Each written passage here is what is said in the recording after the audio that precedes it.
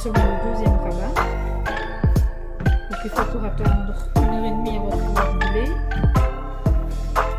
Et puis encore 1h30, 2h avant de cuire.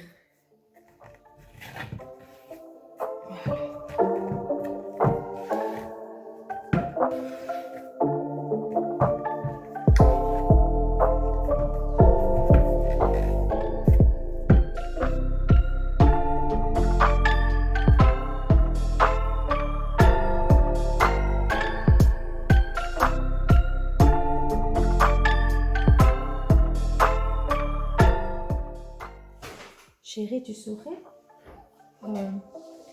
ramener la grosse casserole dans l'atelier pour libérer la cuisinière.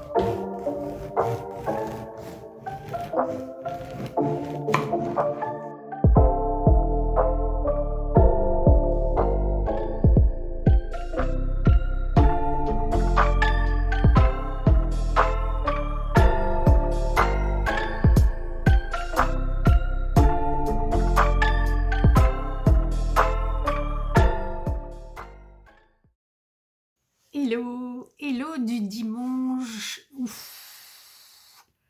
On recommence. Hello du dimanche 16 octobre. Bienvenue dans mon dimanche. Alors, je vous ai filmé la découpe du pain. J'étais encore en pyjama, c'est pour ça que je n'ai pas vraiment pris la parole à ce moment-là. Je voudrais vraiment m'excuser de ne pas avoir pensé à filmer les étapes la fin du levage du pain, parce qu'on l'a laissé lever encore 1h30 avant de le mettre dans le four. et puis on l'a grigné. Donc grigner, c'est faire ces petites entailles juste avant de mettre dans le four. Et je dois encore vous dire qu'il faut ajouter un verre d'eau dans la lèche frite du plat, du four, excusez-moi, au moment où vous enfournez votre pain pour créer un jet de vapeur. Voilà. Toutes ces recommandations étant bien sûr les recommandations de ma fille. Voilà. Donc, je pense que je vous ai montré vraiment les étapes les plus importantes.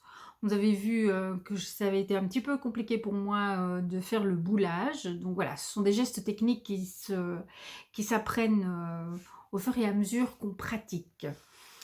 Voilà, donc j'ai eu quelques questions concernant le levain et donc voilà, je vais y répondre pour que tout le monde puisse profiter.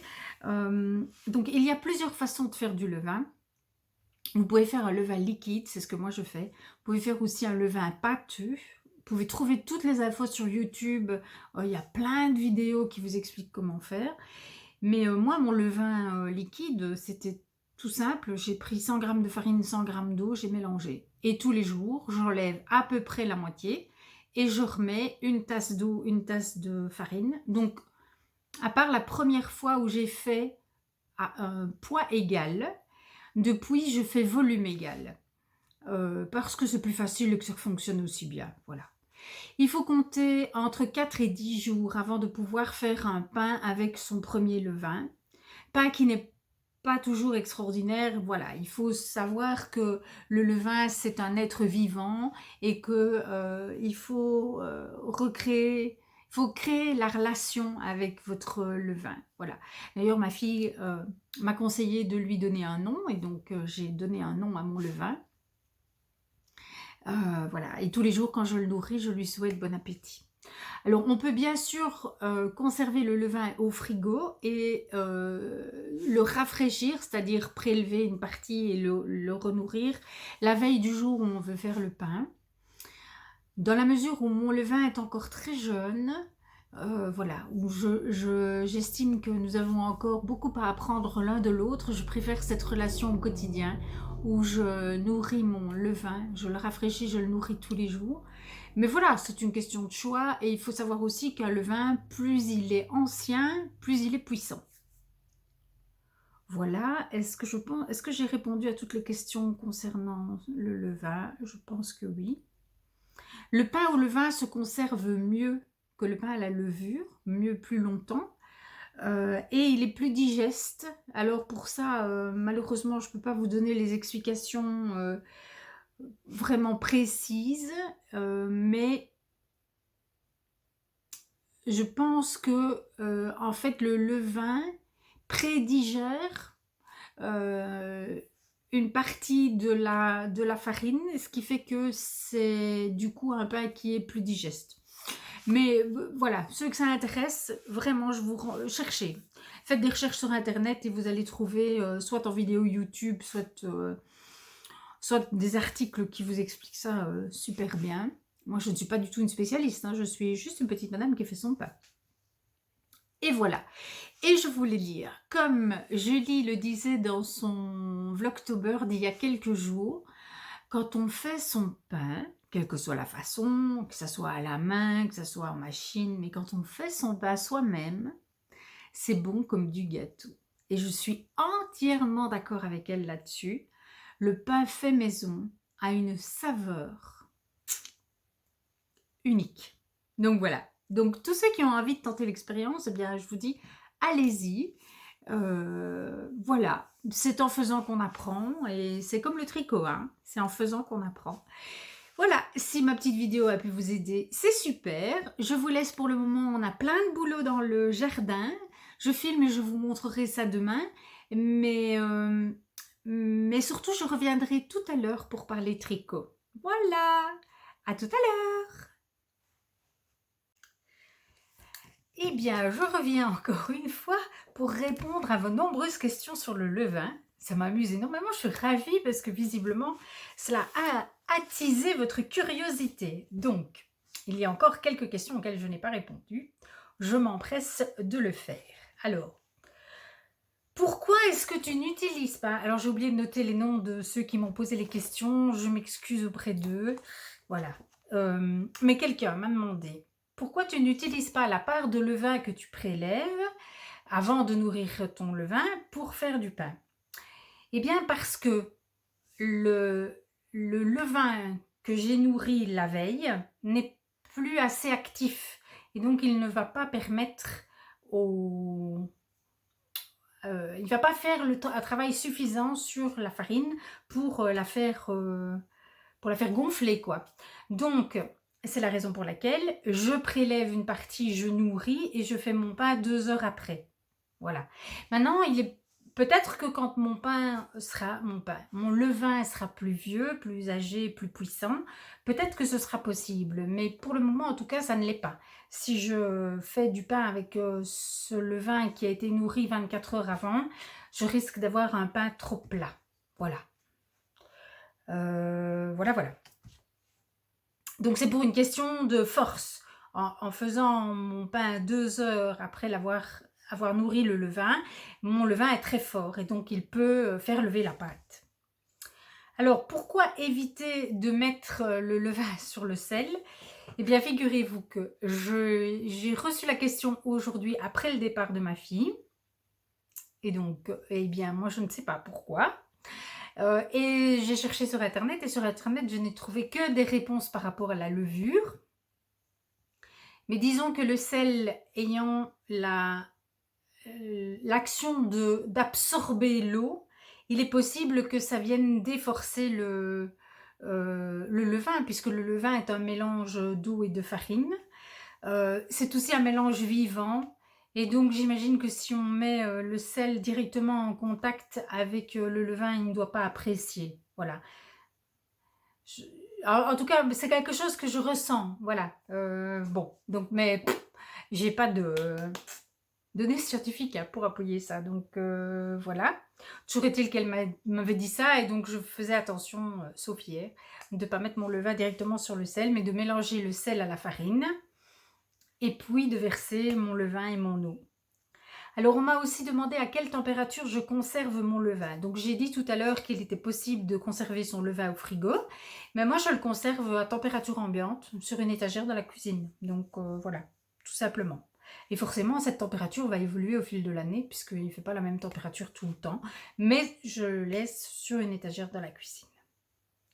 Bon voilà, alors j'espère que ceci répond à toutes vos questions. Et voilà, si jamais vous avez encore des questions, n'hésitez pas à me les poser. Hein, voilà. Mais ça me fait très plaisir que vous soyez intéressé par le pain. Voilà, il est délicieux. Il est vraiment très très bon. Voilà. Comme du gâteau, dirait Julie de Lollipelote. Bon comme du gâteau. Alors, je vais quand même parler un peu tricot. Qu'est-ce que vous en dites? J'ai une bonne nouvelle. Voilà la bonne nouvelle. J'ai terminé mes clématites. Voilà. Elles ne sont pas tout à fait sèches, donc je vais les laisser sur le bloqueur. Voilà, je vous les montre. Il y a un peu de stélina dans mon fil. Ah oui, ça se voit bien quand je tourne, hein, oui. Voilà. Et voilà. Très agréable à tricoter. Extrêmement agréable à tricoter. Et donc pour une fois, je les ai fait de la tige jusqu'à la pointe parce que ici on a un petit volant et donc on a beaucoup d'aisance, ce qui me permettait d'être tout à fait sûre de pouvoir passer mon pied, voilà. Sinon, j'ai eu une question et je profite que je parle de mes clématites. J'ai eu une question concernant ma règle à chaussettes maison que mon mari m'a fabriquée, mais que par ailleurs vous pouvez trouver sur des tas de sites qui vendent du matériel de tricot. Je pense qu'il y en a chez Apollonie qui sont très très belles. Je ne sais pas s'il y en a d'autres. Sûrement, il y en a sûrement sur d'autres sites. Voilà. Et donc en fait, à quoi ça sert? Bon, ben moi, évidemment, je connais l'utilisation de la règle à chaussettes quand on fait ses chaussettes de la pointe vers la tige. Moi, elle me sert cette règle à chaussettes, à savoir quand je dois commencer le gousset du talon de ma chaussette. Donc, j'enfile la règle dans la pointe de ma chaussette, je déroule la chaussette ici, et pour moi, bah, c'est 15 cm, donc voilà, j'ai mis un petit repère rose d'ailleurs. Quand j'arrive à 15 cm, je sais que je dois commencer le gousset. Maintenant, j'imagine que quand on a des chaussettes qui commencent par la tige et qu'on est arrivé ici, hein, on est là, on a fini le talon et on commence le pied, j'imagine que vous pouvez aussi vous en servir pour mesurer la longueur avant laquelle vous devez, enfin, à laquelle vous allez faire votre pointe. Voilà. Donc en fait, c'est une règle que vous mettez, que vous glissez dans la chaussette et vous voyez, le zéro, c'est le bout. Alors que dans une latte classique, évidemment je n'en ai pas sous la main pour vous montrer, mais en général le zéro il se trouve ici. Donc vous avez toujours une petite marge d'erreur. Voilà. Bon. Et donc bah, elle vous permet aussi, ici d'ailleurs mon mari m'avait mis, voilà. Donc la chaussette, ouais c'est un petit peu... Moi ici mon bloqueur, si je mets ma chaussette là, oui voilà. Donc ici, le bloqueur m'indique, en alignant ici, que j'ai la longueur de ma chaussette. Donc on est un petit peu avant 37-38, mais comme je chausse du 37, donc ça, oui c'est ça, ça doit être la longueur d'un pied 37. Et voilà, et vous avez généralement des repères de pointure pour hommes et pour femmes. Voilà, ce qui vous permet de faire des chaussettes peut-être pour des personnes que vous ne connaissez pas. Enfin, non, pas que vous ne connaissez pas. En général, on fait des chaussettes pour des gens qu'on connaît. Hein. Mais dont vous n'avez pas le pied sous la main. Et donc, pour vous référer à une longueur de pied standard, si on vous dit, bah, moi je chausse du 42 par exemple, eh bien vous pouvez voir que une chaussette 42 fait, un pied 42 mesure 27 cm. Voilà. Et donc, ça peut vous aider à savoir quand vous devez faire la pointe ou bien commencer le talon, suivant le sens dans lequel vous tricotez votre chaussette. Voilà. Voilà pour ce qui est de la règle à chaussette. Il y a peut-être d'autres façons de l'utiliser, mais dans ce cas, je les ignore. Moi, ça me sert à savoir quand je dois commencer le gousset, puisque moi, je fais essentiellement des chaussettes à gousset, ce qui est le plus confortable pour moi, même si je vais quand même en faire d'autres sortes, puisque je vais notamment faire les shaker socks de le style knitting qui se tricote de la pointe vers la tige, comme j'aime bien, mais avec un talon après coup. Voilà. Et donc là, ben, la chaussette, la règle me servira à placer probablement le fil contrastant. Je suppose, je ne sais pas, j'ai pas encore lu le patron. Donc voilà, en ce qui concerne mon tricot, ça c'est ce que j'ai tricoté hier. Elles sont terminées, je suis ravie. Je vais pouvoir recommencer à tricoter le bonnet pour mon fiston. Mais avant aujourd'hui, je me promets de tricoter la dentelle de mon terreau Lego. Sinon, ça n'avancera jamais. Et demain, je viendrai vous revoir avec des images, un petit peu des images de jardin. Mais aussi, on parlera thé et on parlera teinture à l'avocat. Voilà. Ça, c'est pour demain ou après-demain. En tout cas, dans les tout prochains jours. Voilà, je vais vous laisser là maintenant parce qu'il faut que je fasse le montage de cette vidéo. Et je voudrais bien la transférer sur YouTube, etc. pour que vous l'ayez aujourd'hui à une heure raisonnable parce qu'on est dimanche et que quand même, il y a beaucoup de tricoteuses qui tricotent le dimanche après-midi. Voilà. Je vous remercie infiniment d'être présente. Je vous remercie pour vos pouces en l'air, pour vos commentaires, pour vos nouveaux abonnements. Ça me fait très plaisir. Voilà. Et on se retrouve demain, lundi. Ciao!